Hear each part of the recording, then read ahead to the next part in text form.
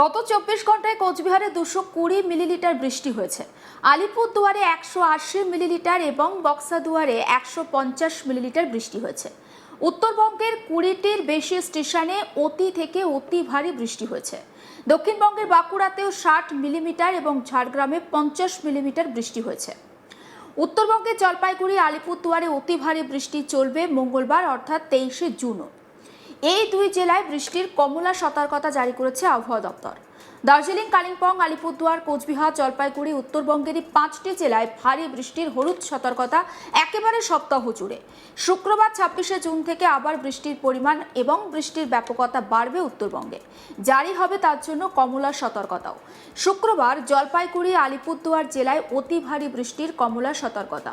শনিবার 27শে জুন দার্জিলিং, কালিম্পং, আলিপুরদুয়ার, কোচবিহার, জলপাইগুড়ি অর্থাৎ উত্তরবঙ্গের উপরের দিকের 5 জেলাতেই অতি ভারী বৃষ্টির কমলা সতর্কতা জারি করা হয়েছে।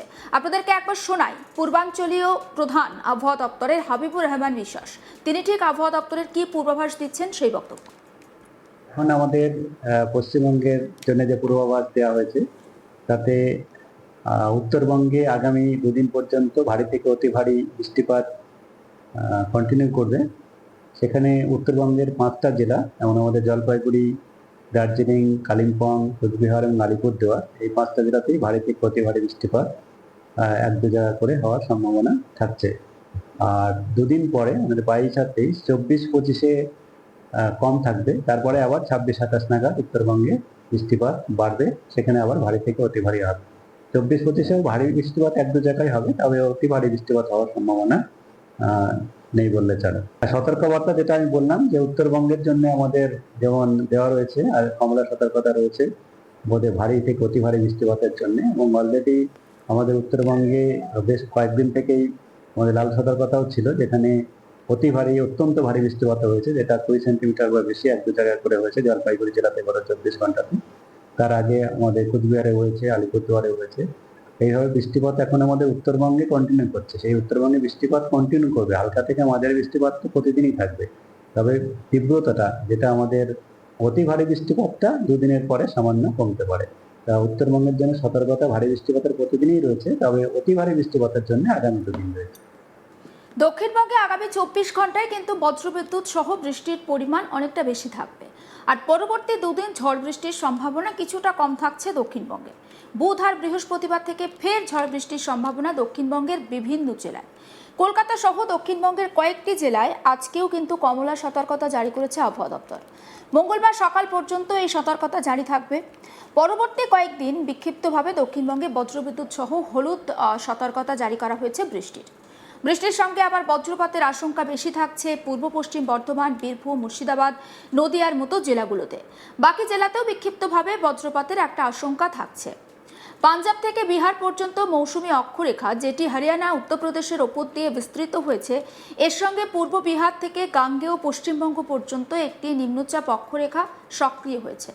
আর যার কারণে এই উইকেন্ডে অত্যন্ত ভারী বৃষ্টি উত্তরবঙ্গ আর দক্ষিণবঙ্গে, এবং সেই বৃষ্টির সঙ্গে বজ্রবিদ্যুতেরও একটা ব্যাপকতা লক্ষ্য করা যাবে। সোমবারের পর এই অক্ষরেখা সরে যাওয়ার সম্ভাবনা রয়েছে, আর সরে গেলে বৃষ্টির পরিমাণ আর বৃষ্টির যে ব্যাপকতা সেটাও অনেকটা কমে যাবে। একবার শোনাই দক্ষিণবঙ্গের আবহাওয়া সম্পর্কে পূর্বাঞ্চলীয় প্রধান আবহাওয়া দপ্তরের হাবিবুর রহমান বিশ্বাসের বক্তব্য। দক্ষিণবঙ্গের জন্য যেটা বলা হয়েছে, মানে দক্ষিণবঙ্গে আগামী 2 দিনে মূলত বেশিরভাগ জায়গাতেই সাধারণত মেঘলা আকাশ থাকবে। তার সঙ্গে সঙ্গে বজ্রবিদ্যুৎ সহ বৃষ্টিপাত এবং দমকা হাওয়া 40 থেকে 50 কিছু কিছু জেলায় হওয়ার সম্ভাবনা রয়েছে। যেমন আগামী 24 ঘন্টায় দক্ষিণ চব্বিশ পরগনা, পূর্ব মেদিনীপুর এবং বাঁকুড়া, পুরুলিয়া, ঝাড়গ্রাম এইসব জেলাতে বেশি সম্ভাবনা। বাকি জেলাগুলোতেও বজ্রবিদ্যুৎ সহ বৃষ্টিপাতের হালকা থেকে মাঝারি সম্ভাবনা রয়েছে, তবে দক্ষিণবঙ্গে কোনো ভারী বৃষ্টিপাতের সতর্কতা নেই। কলকাতা তার পার্শ্ববর্তী অঞ্চলের জন্য যেটা বলা হয়েছে, তাতে কলকাতাতে আগামী 24 ঘন্টায় সাধারণত মেঘলা আকাশ আর হালকা বৃষ্টিপাত হওয়ার সম্ভাবনা রয়েছে। আর দক্ষিণবঙ্গের ক্ষেত্রে আগামী 2 দিন, আজ এবং কালকের পরে বৃষ্টিপাত কিছুটা কমবে, কেবল বিক্ষিপ্তভাবে বৃষ্টিপাত হালকা থেকে মাঝারি বজ্রবিদ্যুৎ সহ হওয়ার সম্ভাবনা থাকবে। আজ এবং কাল বৃষ্টিপাত কিছুটা অনেক জায়গাতেই হবে, কিন্তু 2 দিন পরে আবার বৃষ্টিপাত দক্ষিণবঙ্গে কমবে। আর উত্তর কলকাতার ক্ষেত্রেও একই, আগামী 2 দিন পর্যন্ত সম্ভাবনা বেশি থাকছে, তারপরে মূলত আংশিক মেঘলা আকাশ থাকবে, স্থানীয়ভাবে বজ্রগর্ভ মেঘ সঞ্চার হয়ে কোথাও কোথাও বৃষ্টিপাতের সম্ভাবনা থাকছে। সেজন্য তাপমাত্রা দুদিনের পরে সামান্য একটু বাড়তে পারে, তবে তাপমাত্রা এখন যেমন স্বাভাবিকের থেকে আজকে অনেকটাই কম আছে, সেটা স্বাভাবিকের কাছাকাছি থাকবে। দেখুন, আগামী সপ্তাহে কিন্তু আবহাওয়া দপ্তরের একটা পূর্বাভাস ছিল যে এই সপ্তাহ জুড়ে অর্থাৎ চলতি সপ্তাহ জুড়ে প্রবল বৃষ্টির একটা আশঙ্কা থাকছে উত্তরবঙ্গের উপরের জেলাগুলোতে। ইতিমধ্যে উত্তরবঙ্গের বিভিন্ন জায়গাতে কিন্তু বৃষ্টির জন্য লাল সতর্কতা জারি করা হয়েছিল। বিশেষ করে জলপাইগুড়ি এবং আলিপুরদুয়ার এই জেলাতে একেবারে লাল সতর্কতা জারি করেছিল আবহাওয়া দপ্তর। প্রচুর পরিমাণে বৃষ্টির আশঙ্কা করা হয়েছিল এবং সেই মতো সেখানে বৃষ্টিও হয়েছে। পাশাপাশি উত্তরবঙ্গের অন্যান্য যে সমস্ত জেলা রয়েছে, যেমন দার্জিলিং, কালিম্পং, কোচবিহার, আলিপুরদুয়ার, এই সমস্ত জায়গাতেও বৃষ্টির হলুদ আর কমলা সতর্কতা জারি করেছিল আবহাওয়া দপ্তর। এবং আবহাওয়া দপ্তরের যে পূর্বাভাস, সপ্তাহ জুড়ে কিন্তু উত্তরবঙ্গে এই বৃষ্টির জন্য হলুদ সতর্কতা, কখনো কখনো কমলা সতর্কতা জারি করা থাকবে। অর্থাৎ উত্তরবঙ্গে সপ্তাহভর দুর্যোগপূর্ণ একটা আবহাওয়া থাকবে। ফলে যে সমস্ত মানুষজন যারা এই মুহূর্তে উত্তরবঙ্গে বেড়াতে গিয়েছেন, যারা পর্যটক, তাদের জন্য এই সময়টা যে উত্তরবঙ্গ খুব একটা সেফ জায়গা নয় সেটা বলতে হচ্ছে। কারণ আমরা জানি যে উত্তরবঙ্গ মানেই পাহাড়ি এলাকা, আর পাহাড়ি এলাকা মানেই এই বৃষ্টির সময় একটা পিচ্ছিল ভাব, ধস নামে পাহাড়ে, অনেক সময় রাস্তা বন্ধ হয়ে যায়। ফলে যারা এই সময় উত্তরবঙ্গের পর্যটক, তাদের কিন্তু হোটেলবন্দি হয়ে থাকতে হবে। পাশাপাশি রাস্তা ধস নেমে বন্ধ হওয়ার পরে কিন্তু অনেক সময় অনেক সমস্যাও হতে পারে, যানজটের সমস্যা হতে পারে, পর্যটকরা আটকে যেতে পারেন, ফলে নানান ধরনের সমস্যার সৃষ্টি হতে পারে।